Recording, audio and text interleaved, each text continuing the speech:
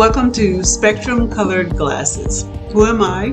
Dr. Nico De Paz, mother of sons on the autism spectrum, PhD, BCBA, owner of a private practice supporting families of children with autism. Why am I here?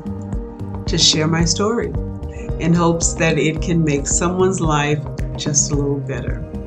Today's topic: tables, chairs, and bookcases.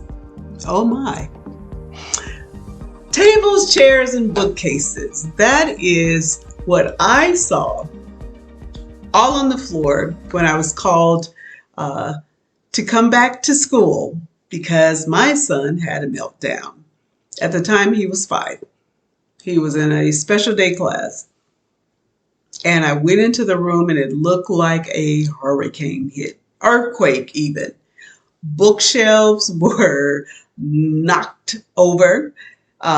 Desks were turned over. Chairs were turned over.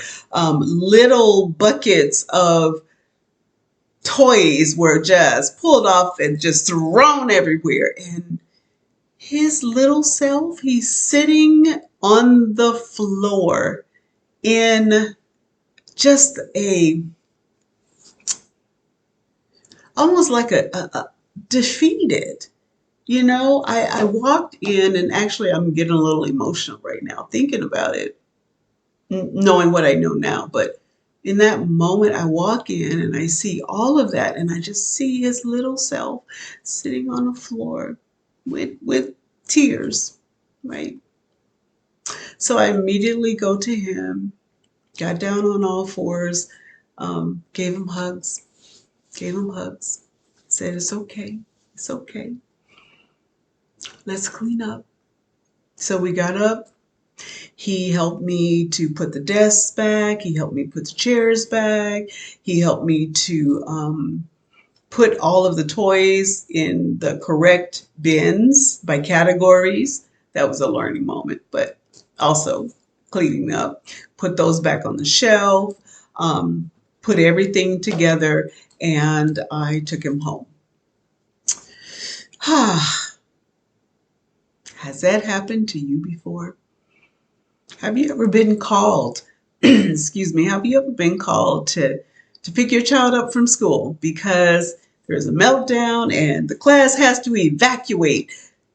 That evacuate, as if my child is a threat.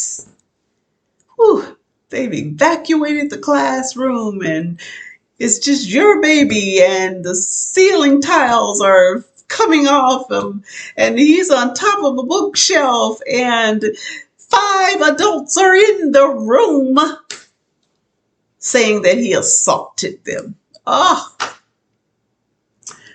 So the thing about this, and as I remember, these circumstances, and I think back to triggers for him, and one of the triggers is removing choice.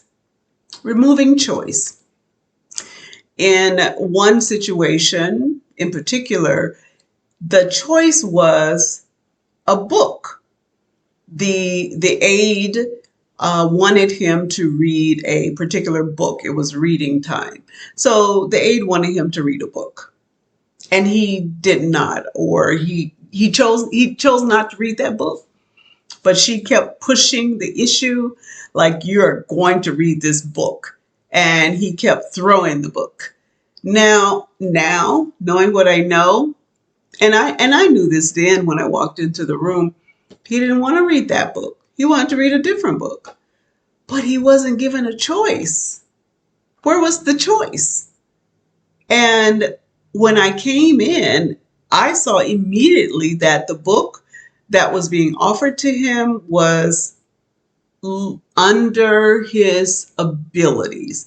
For example, if you have a child reading on a first grade level, right, and you're giving them a picture book with maybe one word on each page. Let me be a little bit more drastic. Let's say you're reading on a college level and you're being given a book that is run, Jack, run. Stop, Jack, stop. Right?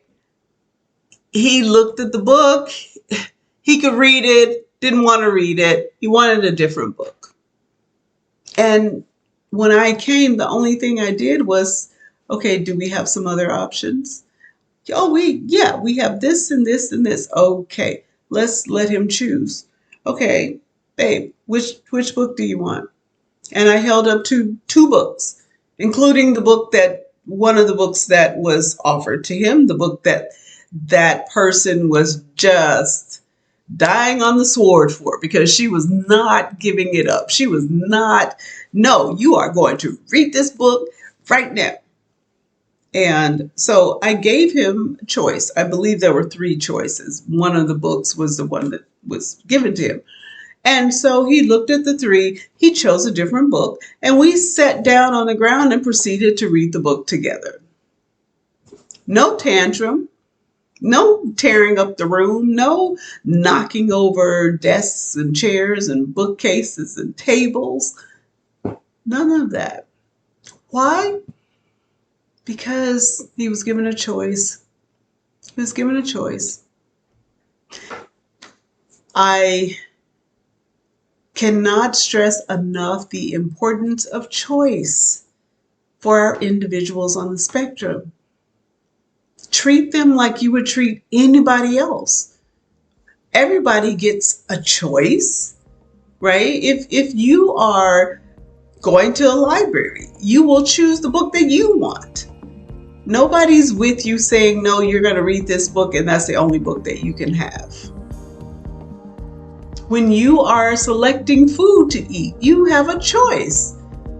You're not told this is it, that's the only thing you have. Even if that's the case, you have a choice if you will add condiments or not. Choice is very important. I believe strongly that choice, it's a human need. We feel control of our environment when we can exercise choice. Same for our babies. Our babies on the spectrum, our individuals on the spectrum.